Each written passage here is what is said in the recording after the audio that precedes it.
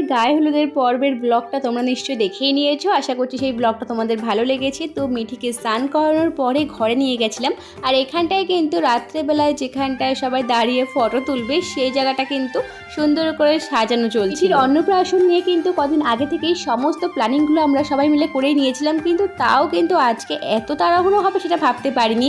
তো এখানটায় সমস্ত সাজানো গোছানোগুলো চলছিল, আর এখানটায় সবাই কিন্তু খেতে বসে গেছিলো, কিন্তু আমার আর মার কিন্তু খাওয়া আজকে বলতে গেলে হয়নি। তো এখানটায় মিঠি ভাত খাবে, তো তার জন্য কিন্তু সাজানো গোছানোগুলো কিন্তু বৌদির আমি মিলে করছিলাম। ঘরে চলে গেছিলাম, ঘরের থেকে প্রদীপ, খাতা, পেন এই সমস্ত জিনিসগুলো যে লাগে অন্নপ্রাশনের যখন নিয়মকানুনগুলো হয় তো সেইগুলোই আনতে গেছিলাম আর কি। আর বাকিটুকু কিন্তু বৌদি সাজিয়ে দিয়েছিল। এই কাজটা কিন্তু খুব সুন্দর করে বৌদি পারে। তো আমার সাথ থেকে শুরু করে মিঠির অন্নপ্রাশনে মানে খাবার সাজানোটা কিন্তু বৌদি সাজায়, ও খুব সুন্দর করে সাজাতে পারে, তার জন্য কিন্তু বৌদির দায়িত্বটা খুব ভালো করেই পালন করে। বৌদির উপরে এই দায়িত্বটা আমি দিয়ে দিয়েছিলাম, আর ও এখানটায় খুব সুন্দর করে খাবারগুলো সাজিয়ে সাজিয়ে দিচ্ছিল।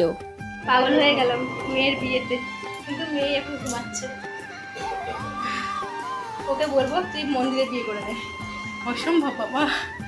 মিঠির অন্নপ্রাশনে ওকে খুব সুন্দর করে লাল টুকটুকে বধূ সাজাবো, তো তার জন্যই কিন্তু কদিন আগে থেকে সমস্ত প্ল্যানিংগুলো আমাদের করা ছিল। আর আজকে যে শাড়িটা মিঠি পরছে এই শাড়িটা কিন্তু ওকে বানিয়ে দিয়েছিল আমার বৌদিরই বাবা, মানে ওর দাদু ভাই। তো খুব সুন্দর করে কিন্তু মিঠিকে এখন সাজানো চলছিল।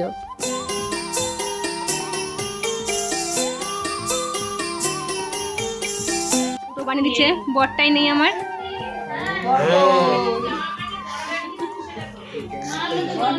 তো তোমরাই কিন্তু জানিও যে মিঠিকে আজকে এই লাল টুকটুকে বধূ সাজে কেমন লাগছিল। বধূ সাজার পরে কিন্তু মিঠি চলে এসেছিল ভাত খাবার জন্য। তো তার আগে মিঠিকে নিয়ে কয়েকটা আমি ফটো তুলছিলাম।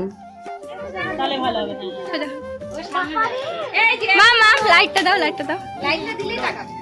মামাম মামাইয়ের কোলে আজকে মিঠি শান্ত হয়ে লক্ষ্মী মেয়ের মতো বসিয়েছিল, একটুও কিন্তু দুষ্টুমি করেনি, প্রায় অনেকক্ষণই কিন্তু বসেছিল, কারণ আজকে যে তার ভীষণ খুশির একটা দিন, কারণ সে আজকে প্রথমবার ভাত খাবে। এই ব্লগটা তোমাদের ভালো লাগলে অবশ্যই আমার চ্যানেলটাকে সাবস্ক্রাইব করে দিও, আর মিঠির অন্নপ্রাশনের বাদবাকি ব্লগগুলো তোমাদের সঙ্গে আমি খুব তাড়াতাড়ি শেয়ার করে দেবো। বাদবাকি ভিডিওগুলো সাউন্ডগুলো আমি আর মিউট করলাম না, কারণ আজকে আর গান বাজছিল না এই সময়। তো তোমরা ভিডিওগুলো দেখতে থাকো।